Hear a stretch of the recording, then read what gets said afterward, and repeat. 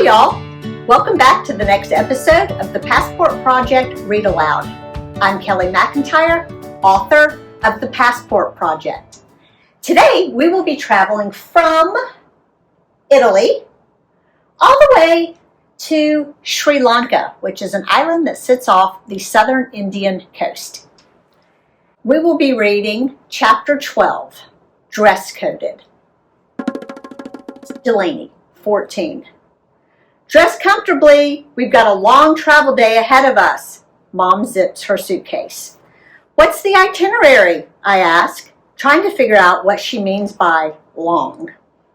We're training back to Rome, then flying to Sri Lanka, then catching another flight to Kuala Lumpur, and then another flight to Phuket.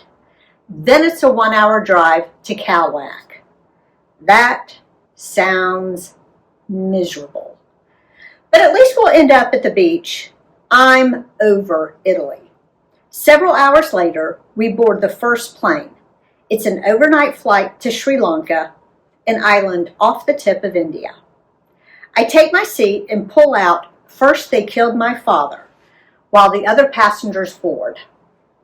Cambodia is Thailand's next-door neighbor. They suffered through a tragic genocide in the 1970s under their psycho evil leader, Pol Pot. He was the Hitler of Cambodia and murdered millions of his own people. It's a depressing but important read. 10 hours later, we land at the Colombo airport looking and feeling nasty. Once again, I didn't sleep at all. Riley pulls her backpack from the overhead compartment. And once again, you slept like a baby. If it makes you feel better, I still feel awful. I fish for gum in my backpack and hand her a stick. Have some traveler's toothpaste. We find our gate plopping into 4 seats for the 2-hour layover. So, what are your Italy posts on? Mom asks. They're due in Icon Gladiator School. Riley speed blurts. No fair! She always gets the good ones.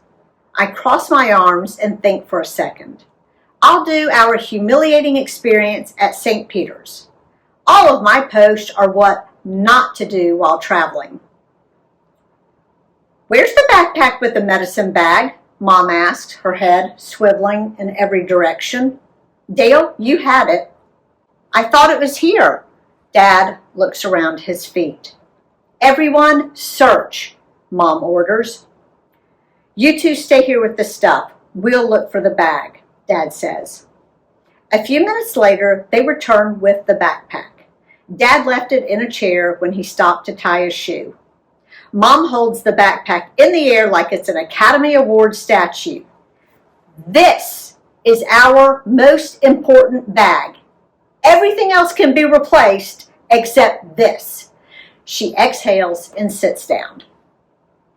A few minutes later, Riley's pointy elbow pokes me in the arm. Everyone is so... Her eyes dart around the room. Fancy.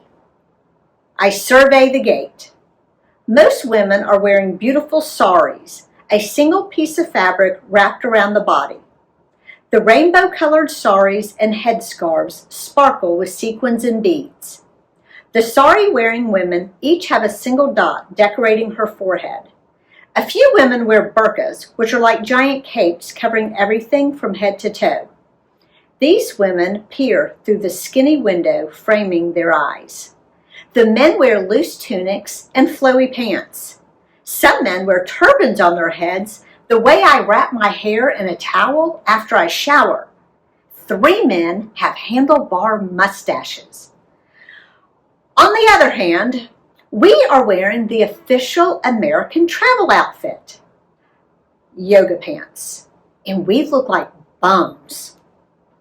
The women remind me of Mrs. Hawkeye, the teacher who tries to catch girls violating the dress code.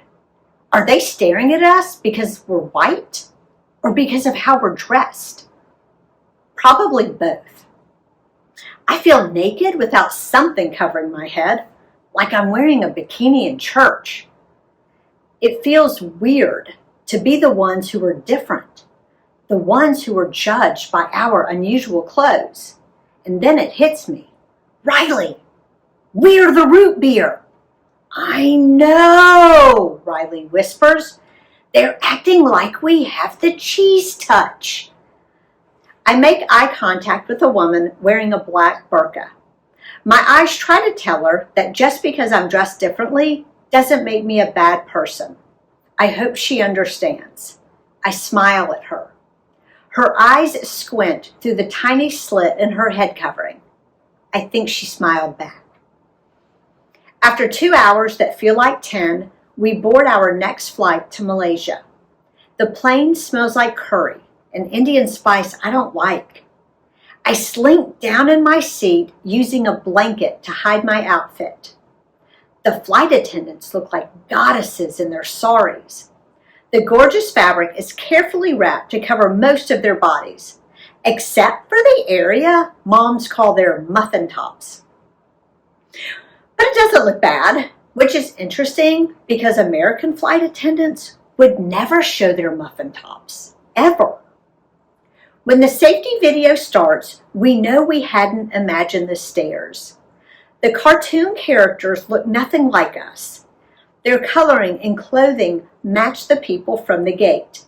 It's so awkward to be the one who is different, the one not represented in ads or videos. I don't want to play root beer again, I say, settling in for another long flight. Me neither, Riley says. I hate feeling judged because of my clothes and skin color. I think about a few kids at my school. Do they feel like this every day? Because it's a million times worse than wearing Fugs. Passport lesson number 5. People are like presents. Some come in fancy wrappings and others in plain bags. But the best part is what's inside.